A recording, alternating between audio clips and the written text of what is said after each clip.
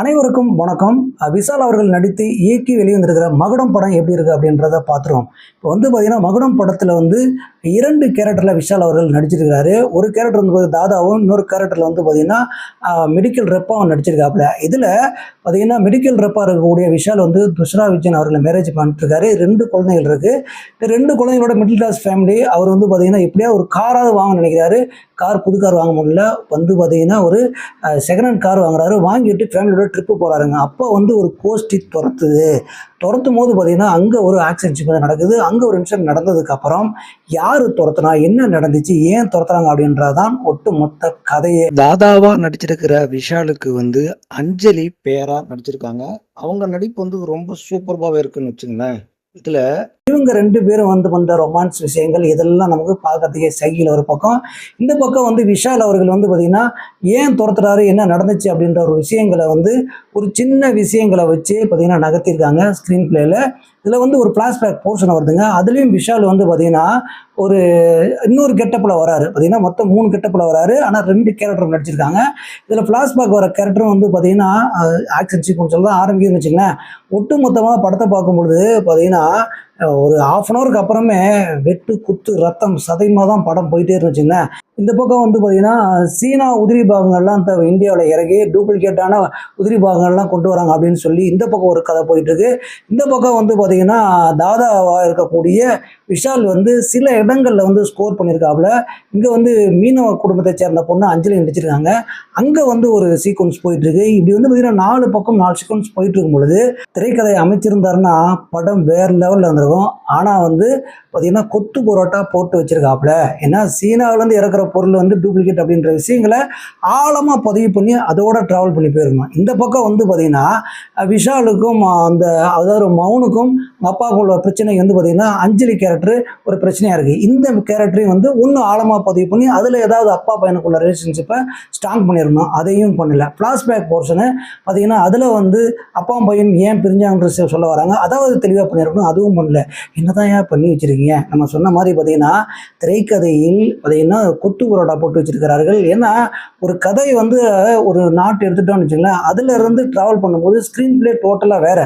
அதை சுவாரஸ்யப்படுத்தணும், இன்ட்ரெஸ்டிங்காக கொண்டு போகணும். 2 சீன் நல்லா இருந்ததுன்னா 10 சீனு நம்மளை தூங்க வைக்குது, போர் அடிக்க வைக்குதுங்க. அது ஏன்னா விஷால் அவர்கள் கதையிலையும் திரைக்கதையிலையும் கவனம் செலுத்தினாரோ இல்லையோ, இங்கே பார்த்தீங்கன்னா 2 ஹீரோயின் இருக்காங்க. பார்த்தீங்களா, இவங்களுக்கான இம்பார்ட்டன்ட் ரொம்ப நல்லாவே பண்ணியிருக்காங்க. அதில் ஜிவி பிரகாஷ் பார்த்தீங்கன்னா அவரு மியூசிக் நல்லா தான் பண்ணியிருக்காரு. ஆனால் சில இடங்களில் ரொம்ப சுமாராக இருக்குது. அஞ்சலி ஒரு குத்துப்பாட்டு வரும். அதில் பார்த்தீங்கன்னா தூள் கலைப்பிருக்காப்புல. அதில் தான் அவர் கைவனத்தை காமிச்சிருக்காரு வச்சுங்களேன். எங்கள் ஒளிப்பதிவு பார்த்தீங்கன்னா ரொம்ப நல்லா பண்ணியிருக்காங்க. இதில் கதை பார்த்தீங்கன்னா ஒரு கட்டத்துக்கு மேலே போயிட்டு கிளைமேக்ஸில் நிற்கும் போது ஏதோ ஒரு விஷயம் சொல்ல வராங்க அப்படின்னு பார்க்கும்பொழுது அங்கேயும் சொதப்பிட்டாங்க. இதில் ஒரு சீன் இருக்குதுங்க. விஷால்கிட்ட போய் அங்கே இருக்கிற மீனவ மக்கள்லாம் கெஞ்சுவாங்க பார்த்தீங்களா, இதெல்லாம் ரொம்ப டூ மச்சாக இருக்கும்னு வச்சுங்களேன். ஏன்னா என்னன்னா ஒரு விஷயங்கள் அவங்க அந்த மக்களுக்காக ஒரு விஷயம் செய்யுங்க அப்படின்னா அவங்க சொல்ல வர விஷயங்களை ஸ்ட்ராங் பண்ணல. இங்கேயும் சொதப்பிட்டாங்க, கிளைமேக்ஸையும் சொதப்பிட்டாங்க. இதில் 3 மணி நேரம் 5 நிமிஷம் படம் ஓடுதுன்னு வச்சுங்களேன். இதில் 3 மணி நேரம் 5 நிமிஷத்தில் தெளிவாக நீங்கள் பண்ணலன்னு வச்சுங்களேன். அதாவது ஆக்ஷன் சீக்வன்ஸ்லாம் சில படங்கள்லாம் நம்ம பார்த்தோம். ஆக்ஷன் சீக்வன்ஸ்லாம் அந்தளவுக்கு பண்ணி வச்சுருக்காங்க. இதில் ஆக்ஷன் நிறைய இருக்குது. ஆனால் பார்க்குற மாதிரியே இல்லை. கச்சாமச்சான் தான் போகுது. இதில் விஷால் அவர்கள் பார்த்தீங்கன்னா அப்பா கேரக்டர் ஒரு கெட்டப்பில் பண்ணியிருக்காரு. பார்த்தீங்களா, அதில் நடிப்பில் சில இடங்களில் பண்ணியிருக்காரு. சில இடங்களில் பார்த்தீங்கன்னா அப்படியே மௌனமாக இருந்துட்டு தான் போகிறாருன்னு வச்சுங்களேன். அந்த மாதிரி தான் அவரோட ஆக்டிங் இருக்கிறது. இதில் விஷால் அவர்கள் நடிப்பில் ஓரளவுக்கு பரவாயில்ல. டைரக்ஷனில் ரொம்ப சொதப்பிட்டாருன்னு வச்சுங்களேன். தாதா வரக்கூடிய விஷாலோட பார்த்தீங்கன்னா ஜெயபிரகாஷ் வராரு. அவரு கேரக்டர் மட்டும் கொஞ்சம் வித்தியாசமாக இருக்கிற மாதிரி தோணுச்சுங்க. அதில் எங்கேருந்து எடுத்தாங்கன்னு தெரியல. அந்த கேரக்டர் ரொம்ப நல்லாவே பண்ணியிருக்காங்க. அதுக்கப்புறம் ஜான் விஜய் வராங்க. இந்த பக்கம் பார்த்தீங்கன்னா சின்ன கேரக்டர்லாம் ஏகப்பட்ட கேரக்டர் இருக்குது. இவங்களாம் அவங்க கொடுத்த கேரக்டர் ஓரளவுக்கு பண்ணியிருக்காங்கன்னு தான் சொல்லாமே தவிர அந்த கேரக்டர் நல்லா எழுதப்படவில்லை. 3 மணி நேரம் இருக்கும்போது விஷாலுக்கும் அஞ்சலிக்கும் துஷ்ரா விஜயனுக்கும் இப்படியே பார்த்தீங்கன்னா கதையில் இம்பார்ட்டன்ட் கொடுத்துருந்தா மற்ற கேரக்டர்லாம் முதல்ல வில்லன் ஸ்ட்ராங் பண்ணோம். அதாவது இன்னொரு விஷால் தாதா அவர் வில்லன் அப்படின்னா அவர் எந்த அளவுக்கு ஸ்ட்ராங்காக இருக்கணும். அவர் நியாய தர்மத்தை பார்க்கக்கூடாது. ஒரு பக்கம் நியாய தர்மத்தை பார்க்குறாரு, ஒரு பக்கம் நல்லவன் சொல்லிக்கிறாரு, ஒரு பக்கம் கெட்டவன் சொல்லிக்கிறாரு. இந்த பக்கம் விஷால் 2 பேரும் சந்திக்கிற விஷயங்கள் இருக்கு பாருங்க. இது எல்லாமே நமக்கு இன்ட்ரெஸ்ட்டே ஏற்படுத்தலை. அப்போ எப்படி படம் சுவாரஸ்யமாக இருக்கும்?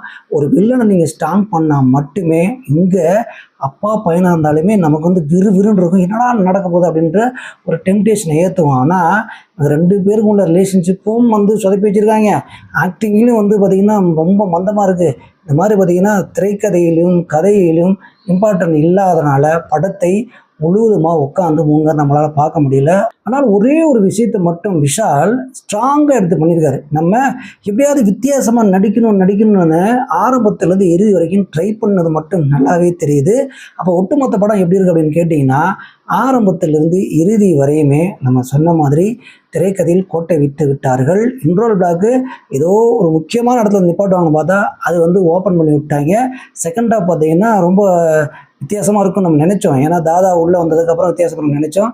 அதுக்கப்புறமும் சொதப்பிட்டாங்க. இங்கே அஞ்சலி அவர்கள் மட்டும் அந்த மீனவ கட்டப்பில் ரொம்ப நல்லாவே நடிச்சிருக்கான்னு வச்சுங்களேன். இங்கே எப்படி ஜெயபிரகாஷ் எப்படி நடித்தாரோ அதே மாதிரி அந்த கேரக்டர் மாதிரி இங்கேயும் பார்த்திங்கன்னா அஞ்சலி அவர்களுக்கும் ரொம்ப நல்ல கேரக்டர். அது பார்த்திங்கன்னா ரொம்ப சூப்பராகவே பண்ணியிருக்காங்க.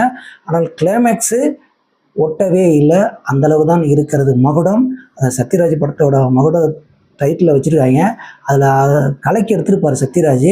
அதை ஞாபகம் வச்சு இந்த படத்தில் வந்து டைட்டில் வச்சுருப்பாங்கன்னு நினைக்கிறேன். ஏன்னா அதோட சாயலும் இதில் வந்து தான் போகுது. ஆனால் 3 மணி நேரம் உட்காந்து நம்மளால் பார்க்க முடியலங்க. ஆனால் ஒரு தடவை விஷால் ரசிகராக இருந்தால் நீங்கள் போய் பார்க்கலாம். அந்தளவுக்கு தான் இருக்கிறது. பார்த்துட்டு கமெண்ட் பண்ணுங்கள். நன்றி.